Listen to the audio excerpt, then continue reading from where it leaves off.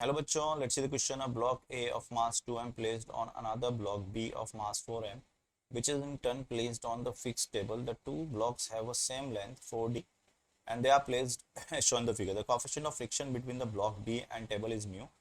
There is no friction between the two blocks. A small object of mass m moving horizontally along the line of passing through the center of mass of block and B perpendicular to its face with the speed of v collides elastically with the block B at a height d above the table. What is the minimum value of v? Call it v naught required to make the block a tuple. अगर देखो a block tuple करेगा तो इस नीचे वाले block को कितना चलना पड़ेगा मिनिमम? मिनिमम कितना चलना पड़ेगा? हम बोलते हैं कि इतना चले कि ये जो एज है वो ऊपर वाले ब्लॉक के सेंटर ऑफ मास पे आ जाए, क्योंकि ऊपर वाला चलेगा ही नहीं, ऊपर वाले तो फ्रिक्शन है ही नहीं, तो ये इसका ऊपर वाले का सेंटर ऑफ मास हो गया जो कि आपका 2m है। तो ये बात समझ में आती है, इसका इतना कम से कम वेलोसिटी हो जाए, मिनिमम वेलोसिटी हो जाए, सो दैट ये कितना मूव कर जाए। टोटल 4d है, तो ये जो डिस्प्लेसमेंट हुआ इसका है ना, पूरा ये यहाँ था ब्लॉक, ये जो डिस्प्लेसमेंट हुआ कितना हुआ 2d। ये बात क्लियर हो गई हम लोगों को।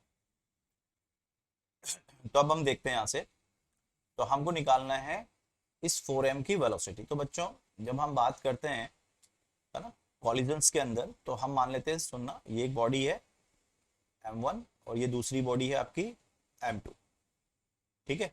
इसका वेलोसिटी है u2 और इसका वेलोसिटी है u1। अब फाइनली क्या हुआ, इसका वेलोसिटी हो गया v1, इसका वेलोसिटी हो गया v2। ये v1 से चल रही है और ये v2 से चल रही है। तो हम कैसे निकालते हैं v2 की वेलोसिटी निकालनी है अगर मेरे को, तो v2 की वेलोसिटी कैसे निकालता हूं मैं लिखता हूं m1 u1 plus m2 u2 and plus e into m1 u1 minus u2 and divide by of m1 plus m2। ऐसे में लिखता हूँ, ये मैंने एक स्टैंडर्ड फॉर्मूला है आप लोगों को, आपको मालूम होगा, पढ़ने पड़ा था v2 का फॉर्मूला। यहाँ पे u1 u2 और u1 u2 m1 m2 क्या है हम सबको मालूम है, ठीक है।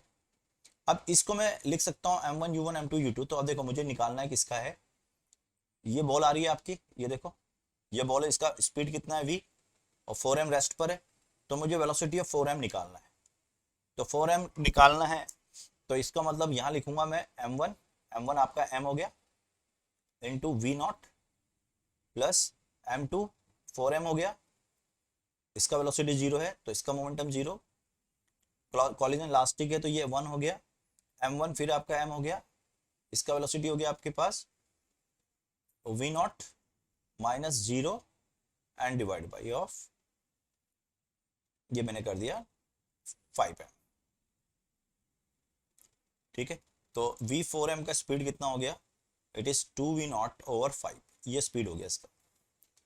अब ये स्पीड हो गया तो मैं ये बोल सकता हूं कि ये 0 हो जाना चाहिए कितने डिस्टेंस पर, 2d डिस्टेंस पर, तो ये v नॉट मिनिमम आ जाएगा। तो मैं लिखूंगा फाइनल का square is equal to the initial का स्क्वायर प्लस 2as। अब देखो यहाँ पे जो फ्रिक्शन है वही इसके लिए रिटार्डेशन का काम करेगा। अब यहाँ फ्रिक्शन कितना है, इसको मान लो आप फ्रिक्शन जो लगा है वो f लगा है, तो ये फ्रिक्शन का वैल्यू जो है वो कितना है, दैट इज 6 म्यू mg। 6 क्यों लिख रहा हूँ, क्योंकि नॉर्मल रिएक्शन 6 mg है, n is equal to 6 mg, तो 6 म्यू mg और ये 4 का रिटार्डेशन होगा तो 4 into a is equal to 6 mu mg। तो जो a रिटार्डेशन हो गया वो हो गया 1.4 ऑफ म्यू g, ठीक है। ये m है यहाँ पे, तो ये m से m कट गया mu g, 1.5 of mu g. तो 0 is equal to u square कितना है 4v नॉट का square by of 25 minus 1.5 into mu g, तो ये हो गया आपका 3 of mu g into s, और एस कितना होगा 2d, तो 4v नॉट का square upon 25 is equal to 6 mu ji d, क्योंकि डिस्प्लेसमेंट 2d के बराबर है, ये पहले बता चुके हैं डिस्प्लेसमेंट। तो यहां से v नॉट जो आएगा बच्चों वो आएगा 5 by of 2 into of root of 6 mu ji D, that is your correct answer for the minimum velocity of m। तो ये हमारा पहला हो गया क्वेश्चन टॉपल करने के लिए, है ना, तभी टॉपल करेगा ये टॉपल, ठीक है। अब दूसरा क्वेश्चन क्या है हमारे पास, इफ v बराबर 2v not find the distance at which the mass m falls on the table after the collision। अब अपन क्या बात कर रहे हैं, मान लो ये ऊपर वाला 2m ब्लॉक हो गया, ये नीचे वाला 4m ब्लॉक हो गया, ठीक है, और ये जो बॉल आ रही है वो ऐसे आ रही है बॉल, और ये जो हाइट हो गई वो कितनी हो गई आपके पास, टोटल जो थी हाइट आई थिंक 2d दी है हमें, या डी दी है देख लेता हूँ मैं एक बार, ये डी है, ठीक है।